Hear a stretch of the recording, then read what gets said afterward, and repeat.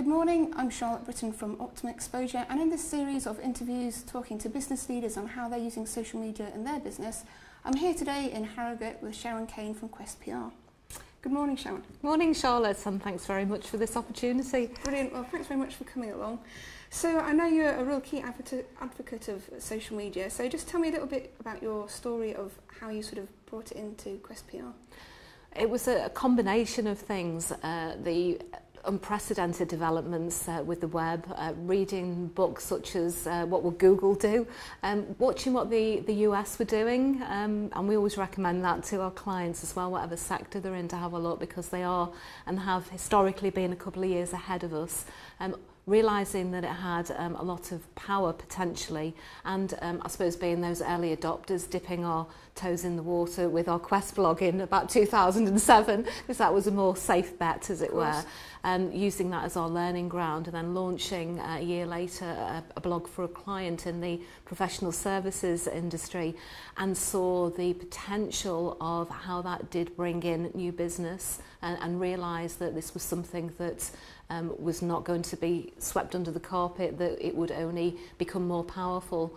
And then it was learning, and it still is a constant learning exercise of keeping up with best practice, and a plethora of tools that come in, ensuring that which tools are most suitable for our clients. And I think that's still a historical problem and a dilemma, because a lot of SMEs, and I know that's a lot of our target audiences, feel the need to jump in and get involved with everything, whereas it's all harnessed in the business strategy. It's another tool to use that must underpin the business plan of where the business needs to be in 12 months, 3 years.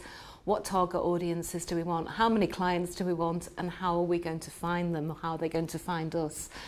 So it's adopting that strategy has been a learning process, and we're very much champions of best practice. So we started launching at Quest PR in 2009. Video blogging courses and other courses for SMEs, such as fusing their PR and social media, because the way that we work is on a formula of tell them you've told them, and tell them again, so we can then guide our clients' perspective.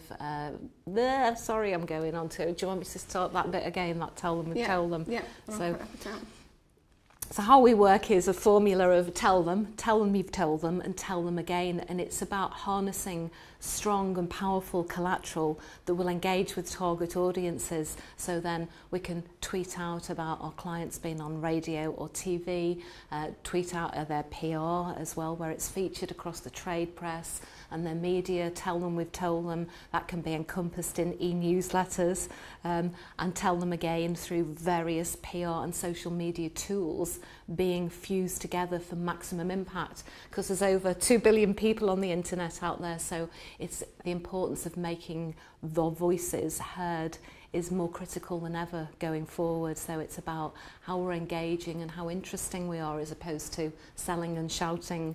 So with video as well, which we saw that we'd always been interested and done a lot with my background in TV and video, and saw again the potential of that going forward to integrate video into the whole PR and marketing mix for that joined up approach, which is why we now manage our clients' PR and social media campaigns again for maximum impact.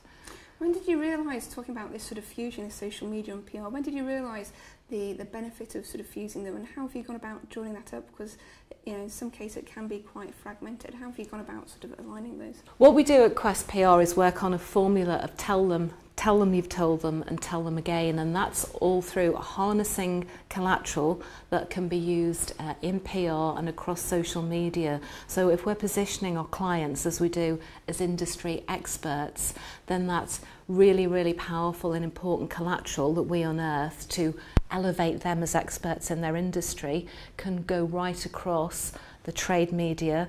They can be called on, which they are frequently, on national TV, regional radio, regional TV, and across their business-to-business national print press, and also regional media. So we're taking elements of what they can talk on and be an expert on, or give some advice, give some tips, piggyback off the news agenda, and then we are rolling them out in sound bites across the PR and social media. Some can be a longer article, it can be a 1,000-word article commissioned for something like the manufacturer online, that can then be translated into a blog in a more stylist form for a blog, more chatty, more engaging, asking, debating, questioning, and then rolled out across the other social media platforms.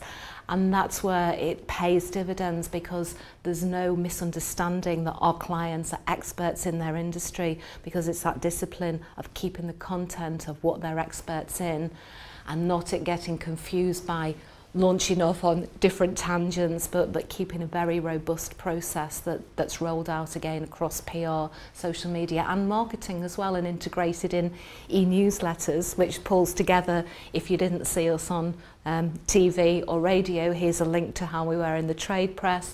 Come and join our debate on the blog, join us on Twitter, etc. So it's harnessed, and in our words, it's fused and it's joined up. And tell me a bit more about the engagement, because I think some people fall down the trap of perhaps it's a broadcast tool. I'm really keen, I think it's where it's going. It's a lot more about the engagement and creating that sort of community around your brand to understand about your products and services, and actually, join a bit of crowdsourcing. So if you think about product development, actually get feedback on your products.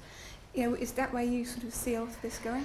Yes, that is absolutely fantastic, and the crowdsourcing is particularly powerful, because if you think before the advent of social media and the unprecedented web developments that a lot of companies would commission, and probably still do, there is still a place for focus groups, but budgets are tight now, and particularly for the SME community, every penny has to work harder in every pound than it ever did before. So now how wonderful that we can go out for ourselves on behalf of our clients and ask their opinion before we start innovating, which is more critical again than ever, but we don't want to be innovating down the wrong track or extending our product and service offering or rebranding. You see that a lot, which works very well on, particularly on LinkedIn discussions, to our followers. Hi guys, we're thinking of rebranding, or we're thinking of extending our services.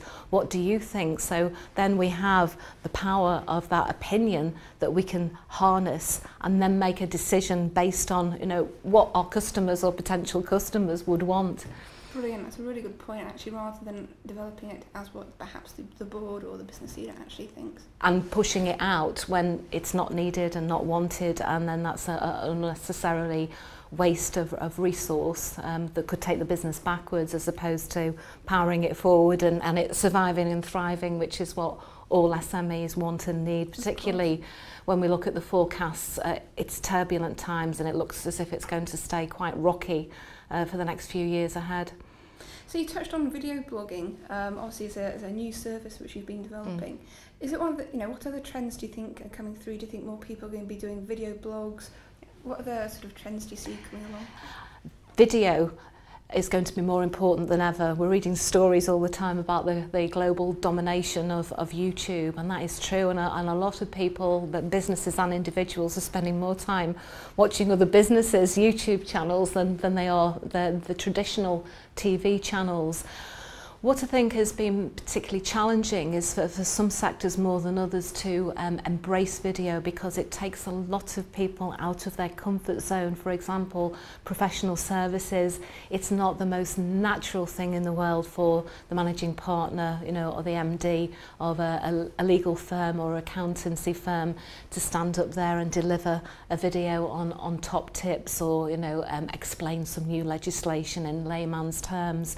However, we're seeing it more and more prevalent that more professional service firms are embracing it, and also it's a joy for business to consumer organisations, for the power of visual is absolutely wonderful and very, very potent. And it goes back to as well, because goes back to that over 2 billion people on the internet, all fighting in a way, battling to get their voices heard, that people tend to want to see more than read. There's still a case for case studies, for example, on the internet and in PR. However, a video of 1 minute can explain a lot to people who haven't got time to go and read case studies. And what we're hearing from our clients is that their prospects are saying, do you know what, I feel as if I could work with that person, because as a lot of things have changed dramatically, some things have still stayed the same, that in business people want to do business with people that they feel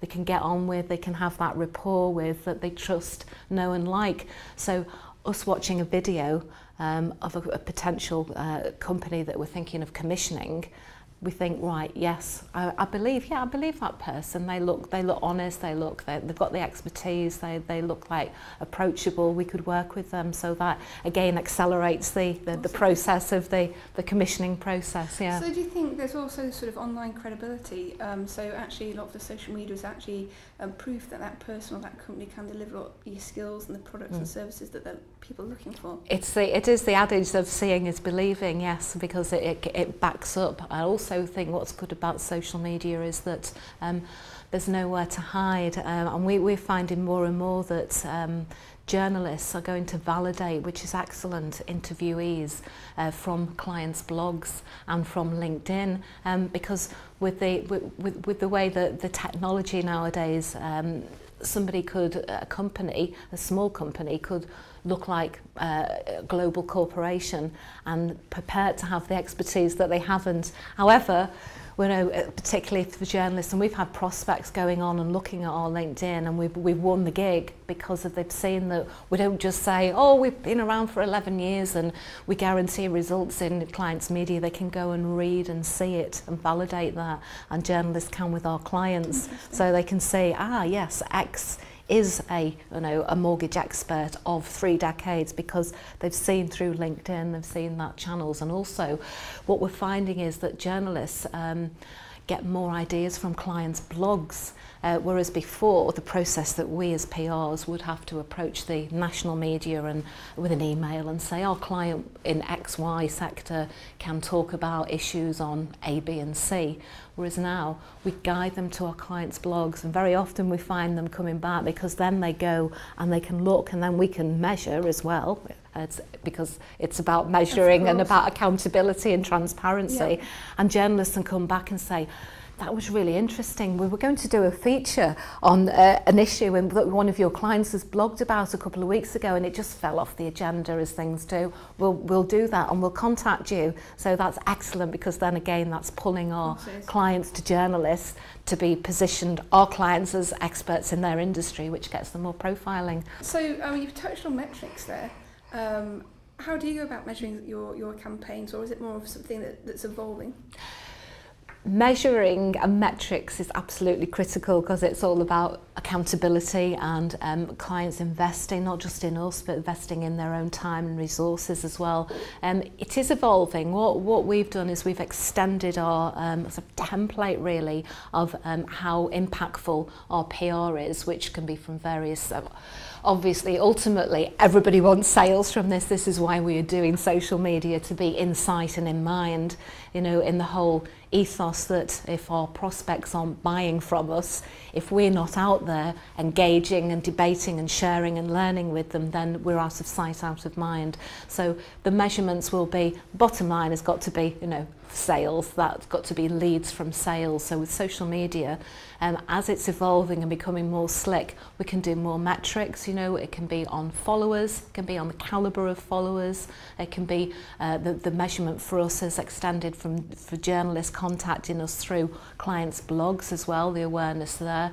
Comments on blogs, because they can be very powerful, and comments on blogs can lead to people buying, and we've found that in our experience as well, engaging and then buying from the clients who are blogging and sharing and debating. So there's a whole list of evolving metrics, but ultimately it has to be about sales and about awareness.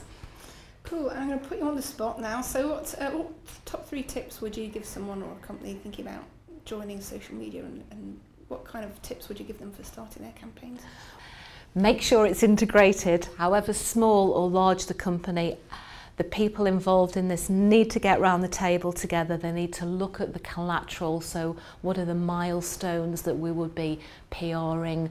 How can we position this company as an expert in its industry?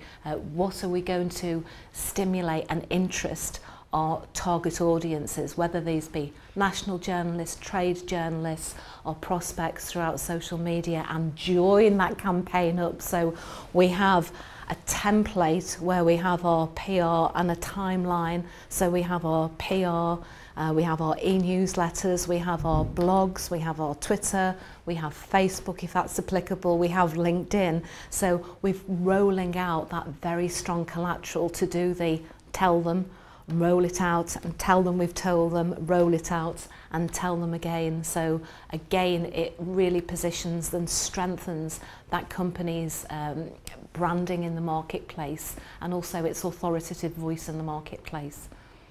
Brilliant. Well, thanks so much for your time today, Sharon. Some really good gems in there, so hopefully that's some good notes and learning points for our listeners.